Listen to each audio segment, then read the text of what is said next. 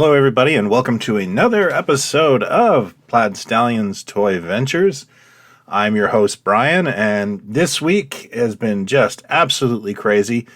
But one of the things I did manage to get done this week was to take a road trip with both my kids to some antique malls west of our house.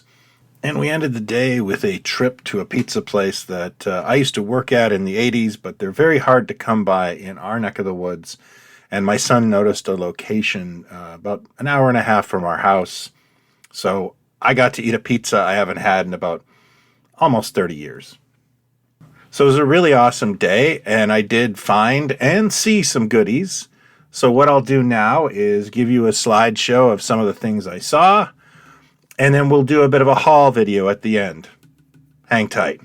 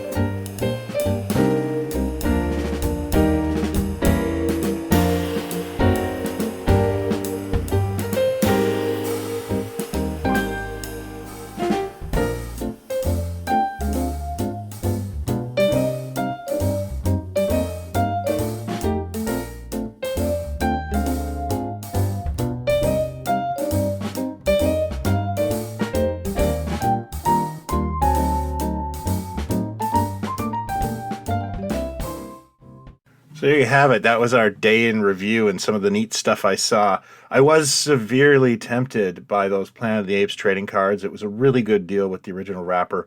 I just don't know what to do with vintage trading cards. I like to display my stuff, and I can never really wrap my head around ownership of an entire set. I'll just put it in a book, and I'll never look at it.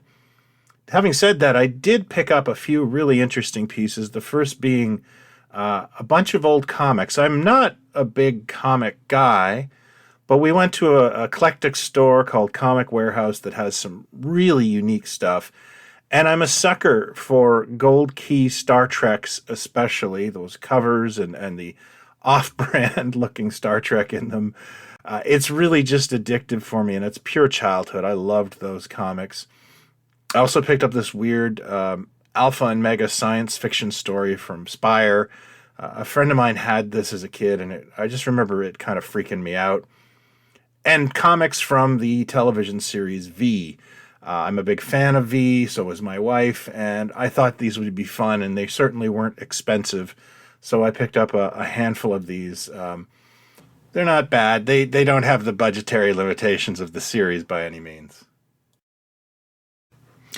Another thing I just couldn't pass up is this baggie of Shreddies premiums from the movie The Black Hole. I remember this fondly. I've done an episode on these things because I had to eat multiple boxes of Shreddies to get to the special offer, which was free action figures.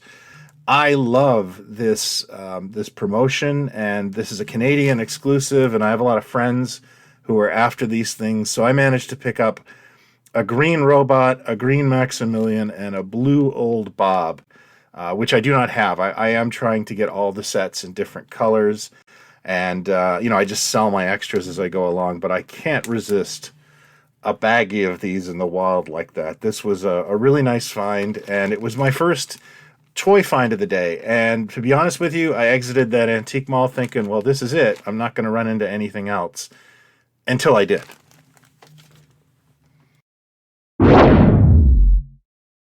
Just wanted to take a moment to mention that my newest book, Knockoffs, Totally Unauthorized Action Figures, is now available. It's a celebration of the bootleg action figure over the decades. Knockoffs is loaded with all your favorite brands and characters if they came from the Bizarro universe. Hundreds of color photographs. This 132-page book also talks about the burgeoning bootleg toy art scene with interviews and portfolios of some of the top artists in the field. If you liked Rack Toys or Toy Ventures magazine, please consider checking out my new book. Links to my shop are in the description. Thanks for watching. So as we exited the antique malls, I thought, well, that's it for the day. And then I realized that there is a farmer's market in this town, St. Jacobs, and there is a toy dealer by the name of 3D Vintage, and I've been there before, and I thought, well, what the heck, I'll check that out, and I'll also get some apple fritters. And sure enough, I ran into something that I'm actually after, and that is this masher from the Tonka Steel Monsters line. Steel Monsters is an 80s toy line, and I'm not particularly known for 80s toys, but I honestly was fascinated with these when they came out, even though I was about 15. They are inspired heavily by the post-apocalyptic movies of the 1980s, of which I am a humongous fan. Mainly Mad Max, but it also has like some looks of some Italian exploitation in there as well, and that is a huge one for me. This is the masher, as I said, and what Tonka did, and this is really smart, and I never quite realized this till my son said, I think I had that tractor. They took their existing Tonka trucks and redeckled them to look like post-apocalyptic vehicles. And then they created a bunch of very well sculpted 3 3/4 inch action figures that, fit the trope of the 1980s vibe. So you've got like the punk guy, the guy with the metal helmet, the guy in the army outfit. Of course, there's a female character, and there's a guy wearing tires as a vest. I absolutely love this line, and I have a few different characters, but I'm always itching to get a few more. And this is my entire collection right now. But, I hope to do an exhaustive episode and magazine article on steel monsters in the near future.